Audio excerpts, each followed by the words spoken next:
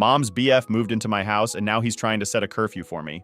Hey Reddit, this is a throwaway account because some people involved know my main, and I'd rather keep this on the down low. I'm a 29-year-old guy, and I've been living in my own place for a while now. But let's back up a bit to how this all got started, particularly with my mom, who's 53. A couple of years back, she lost her house. Yeah, not the best turn of events, but the details aren't that important for what I'm about to unload here. Anyway, after she lost her place, it was a no-brainer for me to have her move in with me. I mean, she's my mom, right? Who wouldn't do the same? Plus, I've been doing all right financially. I work in tech, which pays more than enough to keep us comfortable without needing to tighten our belts. So her living with me was supposed to be temporary, just until she got back on her feet. But life has a funny way of redefining temporary. About a year ago, Mom started dipping her toes back into the dating pool. She met this guy, let's call him R, who's 47 and seemed all right at first. They hit it off pretty well, and 6 months into their relationship, they were pretty serious, or as serious as you can get during the times of a global pandemic. When the lockdowns hit and everything started shutting down, R, who was also a divorced dad, was having a tough time with his place and the whole co-parenting gig. One night, over dinner, Mom suggested that maybe R and his 2 kids, a 14-year-old girl and a 12-year-old boy, could bunk with us until the global mess was sorted. It seemed reasonable enough at the time. His lease was up, and with the world going sideways, it felt right to offer some stability. Not just to Mom and her boyfriend, but to 2 kids who were about to face a lot of uncertainties. So they moved in. I figured, why not? I've met R enough times to know he wasn't a complete jerk, and while we weren't exactly buddies, we were friendly. His kids were polite, a bit shy, but they seemed to warm up after a few movie nights and shared meals. I thought of it as helping out. Plus, it gave Mom something to focus on besides the past, which was a good thing in my book. Now, my house isn't a mansion, but it's spacious enough. 3 bedrooms, a couple of bathrooms, and a nice backyard that was mostly underused until the kids showed up. I took the master bedroom, Mom had her room, and R and his kids shared the 3rd one. We set up a schedule for chores, cooking, and all that household stuff, trying to make everyone feel like they had their own space and responsibilities. When R and his kids first moved in, it was under the whole banner of making the best out of a bad situation. The world outside was going nuts, and here we were, trying to build a little island of sanity. I won't lie, it felt good being able to help, and honestly, watching my mom smile more these days made any inconvenience seem small. That's the thing about family, or what feels like it at the time. You do what you can to make things work. The first few weeks were, I'd say, surprisingly smooth. R's kids were quiet, probably a mix of being in a new place and the whole situation with the lockdowns. They stuck mostly to their room or sat with us during meals, polite to the point of seeming a bit uneasy. But that's to be expected, right? New house, new man around their mom, it's a lot for anyone, let alone kids. R himself seemed to be making an effort. He'd help out with meals, sometimes taking over the kitchen to cook something he claimed was a specialty. "You gotta try my chili," he'd boast. And honestly, it wasn't half bad. He was good about fixing things too. A leaky faucet here, a squeaky door there. I appreciated that. It made me feel like he wasn't just here to ride out the storm, but actually contribute. Mom seemed really taken with how he was around the house, often throwing me a look like, "See? He's a good guy." We set some basic rules early on. It was my house, and while I'm not some dictator, I needed some semblance of order. We agreed on quiet hours, shared responsibilities, and privacy. Basic stuff to keep the peace. R nodded along, adding that he had some rules for his kids, which I totally respected. It's his right as a dad, and I figured if he's laying down some law for his kids, he understood the need for some boundaries. The dynamic felt good. I'd finish up my workday and join everyone for dinner. We'd talk about all sorts of things. Movies, the crazy state of the world, plans for the weekend. R would often share stories from his past, about places he'd traveled to or jobs he'd had. It was interesting stuff, and it gave depth to the man my mom was with. I started to think maybe this could work out for the long haul, a thought that hadn't really crossed my mind before. However, it wasn't all perfect. There were small signs, little red flags that I initially brushed off as nothing more than someone getting used to a new living situation. Like how R would insist on rearranging the living room to better suit the flow of the house, or his habit of leaving his tools scattered around after a fix-it job, promising to clean up later, which sometimes meant a couple of days. Small annoyances, sure, but nothing I couldn't handle. Then there was the TV situation. I like to think I'm pretty generous with my stuff, but the TV in the living room was my pride and joy. Latest model, Ultra HD, the works. I didn't mind sharing it, especially for movie nights, But R had a habit of commandeering it for hours, channel surfing endlessly. And if his kids wanted to watch something, he'd bark at them about what they could and couldn't watch. It started to rub me the wrong way. This was still my house after all, but I let it slide. Why? Because Mom was happy. She laughed more, joked more, and there was a light in her eyes that had been missing for a long time. So I bit my tongue, chalked up my annoyances to sharing space in a stressful time, and kept rolling with the punches. Then came the incident with the garage. I'm a bit of a car guy. Always have been.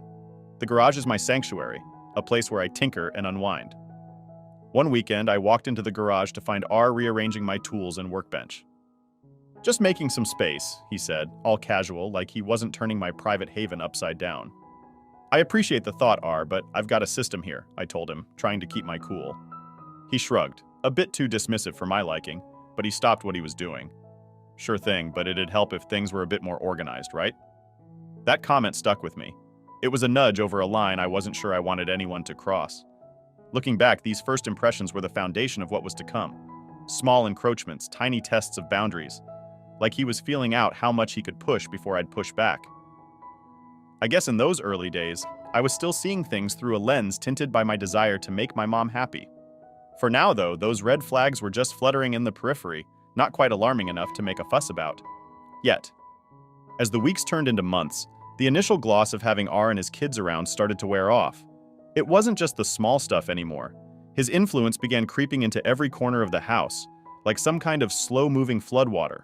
And just like water, it started causing damage where I least expected it. One of the first major signs that R was taking over more than his share of the space was how he handled the groceries and meals. At first, he'd pitch in, occasionally taking charge of dinner, which everyone appreciated. But gradually, he started making all the decisions about what we ate, without asking for any input. If I brought up buying something different, he'd brush it off, saying things like, No, the kids need to eat healthier," or "I'm trying to teach them proper eating habits." Noble, sure, but this was still my house, and my fridge he was rearranging. Then there were his rules. What started as reasonable bedtime and homework rules for his kids began morphing into house-wide mandates. He posted a schedule on the fridge one morning, complete with chore assignments for everyone, including me. "We need to keep the place tidy," he'd say, as if I hadn't been living in a clean house before he showed up. His rules didn't stop at chores either. He started setting limits on how late I could watch TV, suggesting it was disturbing the house's sleeping schedule. The same TV situation escalated when he started insisting we all watch what he wanted. Movie nights became R's movie picks, period. If I suggested something else, he'd laugh it off. "Maybe next time," he'd say. But next time never seemed to come around when I wanted. Privacy became another issue. R had this way of just walking into rooms without knocking.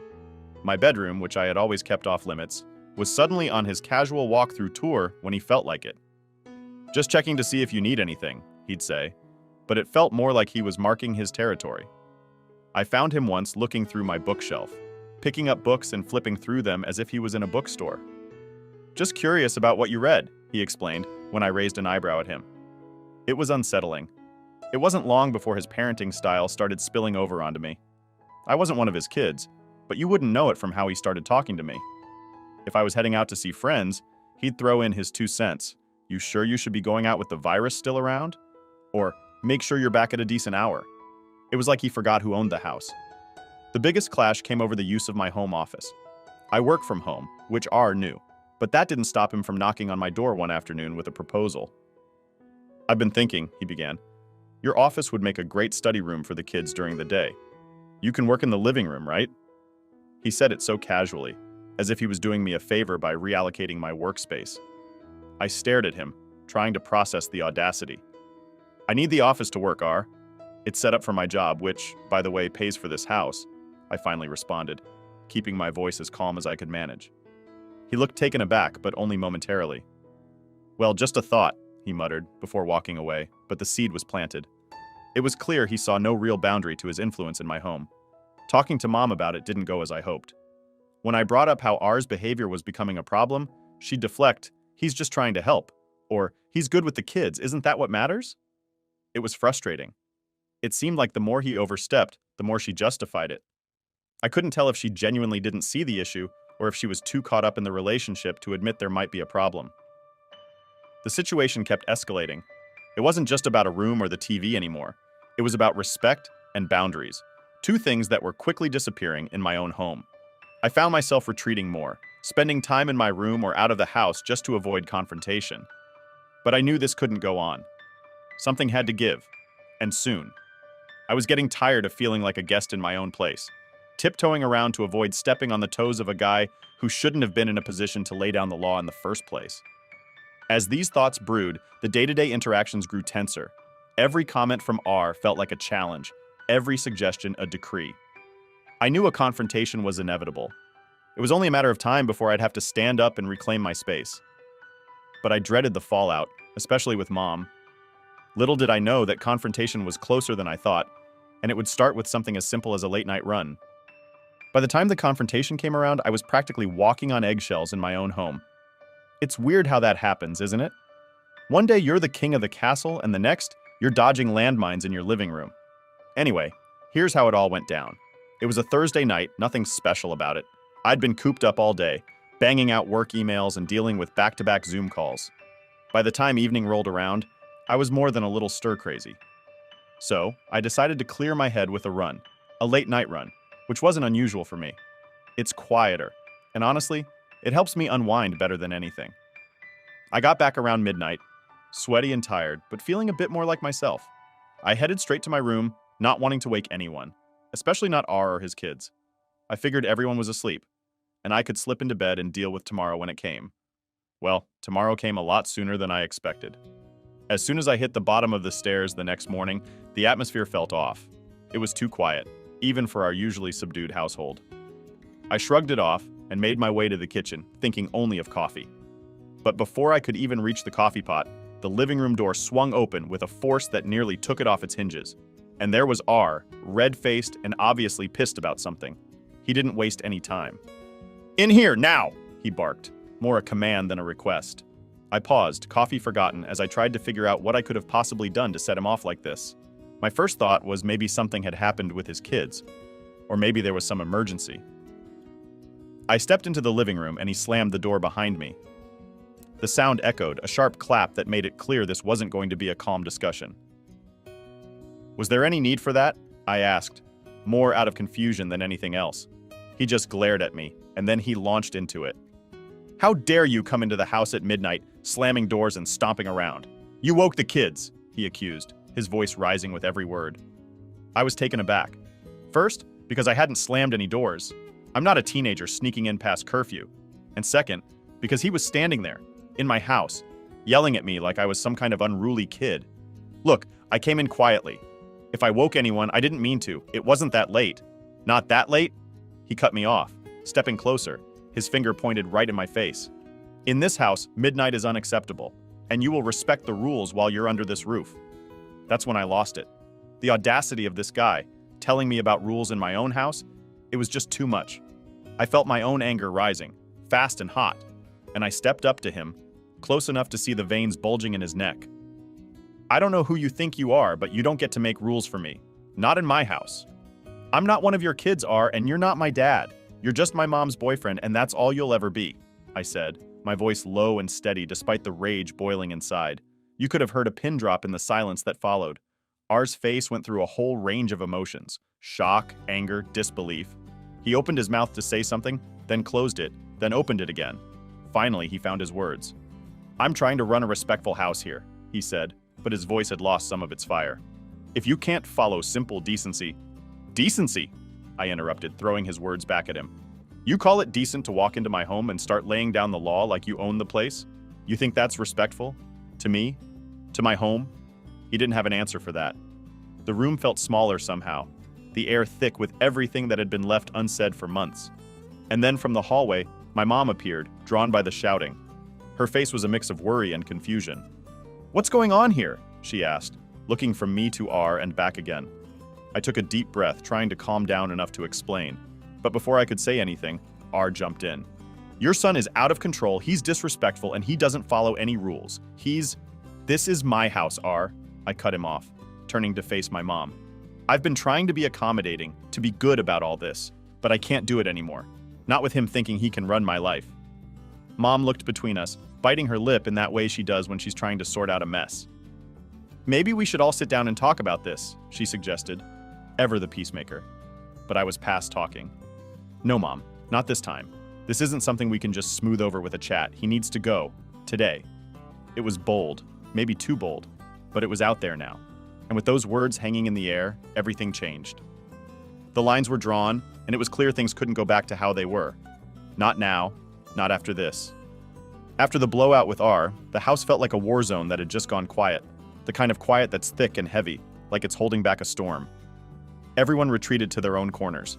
R and his kids upstairs, me in my room, and Mom. She was caught in the middle, torn between her son and her boyfriend, a place no one ever wants to be. The fallout was immediate. R avoided me like the plague, which was fine by me, but it was Mom's reaction that stung the most. She was giving me the silent treatment, something she hadn't done since I was a teenager. It was clear she wasn't happy about how things went down. "You didn't have to kick him out," she said once, her voice low and hurt. "He was just trying to help, in his way." I tried to explain my side about how R's help felt more like a takeover, about the loss of privacy and respect in my own home. But it was like talking to a brick wall.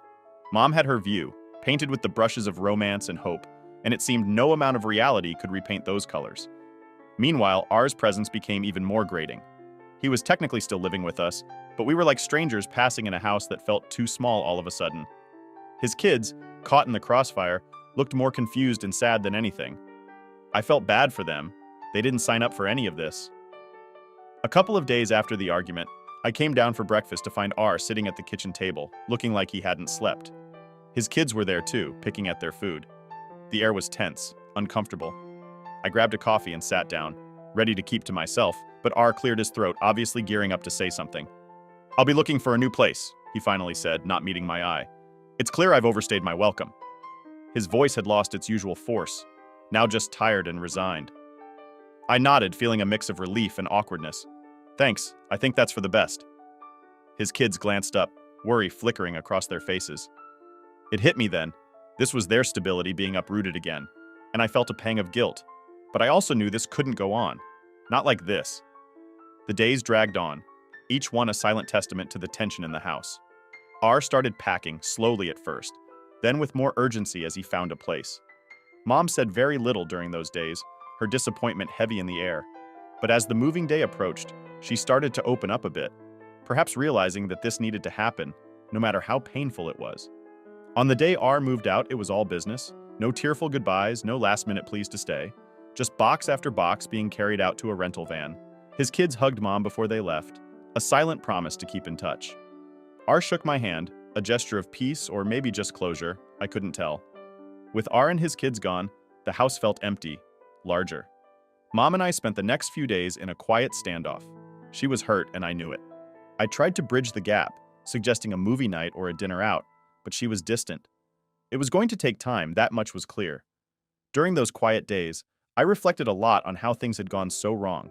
I wondered if there was something I could have done differently, some way to have avoided the fallout. But every time I replayed the conversations, the confrontations, I came back to the same conclusion. I had to stand up for myself, for my space. Maybe I could have been more diplomatic, sure. But at the end of the day, it was my home, and I couldn't live like a stranger in it. It took a few weeks, but slowly, Mom started coming around. We began talking more, not just about what had happened, but about everything else. Work, life, the latest books we'd read. It was like we were rebuilding our relationship, one conversation at a time. One evening, sitting on the back porch, Mom finally brought it up. "I'm sorry," she said, looking out at the garden. "I should have listened to you more. I got caught up in, I don't know, in how I wanted things to be." I reached over and squeezed her hand. "It's okay, Mom. I get it. You wanted to be happy, and you thought R was a part of that." She nodded, tears welling up in her eyes. "I did, but I forgot that your happiness matters too. I won't make that mistake again." We sat there for a while, just watching the sunset, the weight of the past few weeks lifting bit by bit. It wasn't a perfect resolution, and there were still some rough edges to smooth out, but it felt like a start. A start to something better, something we could both live with. The days following R's departure felt like the slow return of normalcy in our house, or at least what passed for normal after everything that had gone down. The air was lighter, and even though there was still a hint of tension between Mom and me, each day chipped away at the wall that had built up during R's stay. Mom started to get back to her old self, the one I remembered before all this mess. She began tackling projects around the house that she'd put off for months, repainting the guest room, fixing up the backyard garden, and even planning some DIY decor projects. It was good to see her taking interest in the house again, not just as a place she was staying because of bad circumstances, but as a home. We had our heart-to-hearts, usually over dinner or while watching TV in the evenings. It wasn't easy at first. There were a lot of unspoken things hanging between us, but we made an effort. One night, while we were clearing the dishes, she paused and looked at me, a serious look on her face. "I've been thinking a lot about everything that happened," she started, wiping her hands on a dish towel. "I know I put you in a tough spot with R, and I didn't see things clearly." I put down the plate I was drying and leaned against the counter. "I know, Mom. It got pretty rough there for a bit." She nodded, swallowing hard. "I let my feelings for him blind me to what he was doing to you, to us. It's not an excuse, but I guess I wanted it to work so badly that I ignored the signs." Hearing her say that, acknowledging the strain R had put on us, felt like a turning point. "It means a lot, hearing you say that. I just wanted you to be happy, but not at the cost of our home feeling like a battleground." She reached out and squeezed my arm. "I've made an appointment with a therapist," she said, almost in a whisper. "I think it's time I sorted out some things, figure out why I let that happen." That was a big step for her, and I couldn't help but feel proud. Mom had always been the type to think she could handle everything on her own. Seeing her take this step towards self-care and healing was a relief. "We'll get through this, Mom. Together," I said. And for the first time in weeks, I saw a genuine smile spread across her face. The next few weeks were a period of adjustment. With R and his kids gone, the house seemed too quiet at times, but it was a peaceful quiet, the kind that lets you think and breathe without feeling like you're stepping on eggshells. We took the opportunity to redefine our living arrangement. We set new boundaries and expectations, making sure we were both comfortable with the setup. It wasn't just my house, it was our home, and we both needed to feel safe and respected here. One afternoon, I came home to find Mom in the living room, surrounded by photo albums and old family videos. She waved me over, a nostalgic look on her face. "Come here, take a look at this," she beckoned, patting the sofa next to her. We spent hours going through the albums, laughing at old memories and sharing stories from when I was a kid. It was the most connected I'd felt with her in a long time. It was like we were rebuilding our relationship from the ground up, finding our way back to each other after being pulled apart by circumstances and R's influence. As we turned the pages, it struck me how much history we had, how many ups and downs we'd navigated together. This was just another chapter in our story, one that we were closing together. "I'm sorry for everything, really," Mom said as we closed the last album. "But I'm here now, fully. No more distractions." "I appreciate that, Mom. And I'm here too," I replied, squeezing her hand. We had both learned a lot about each other and ourselves through this ordeal. The importance of communication, of setting boundaries, and of supporting each other without condition. In the end, the resolution wasn't just about our leaving or about us getting back to normal. It was about understanding and respecting each other's needs and spaces. It was about growing from the experience, not just moving past it. Life went on, as it does. Mom continued her therapy, and I got back into my routine with work and friends. The house felt like mine again, but more importantly, it felt like ours. Mine and Mom's.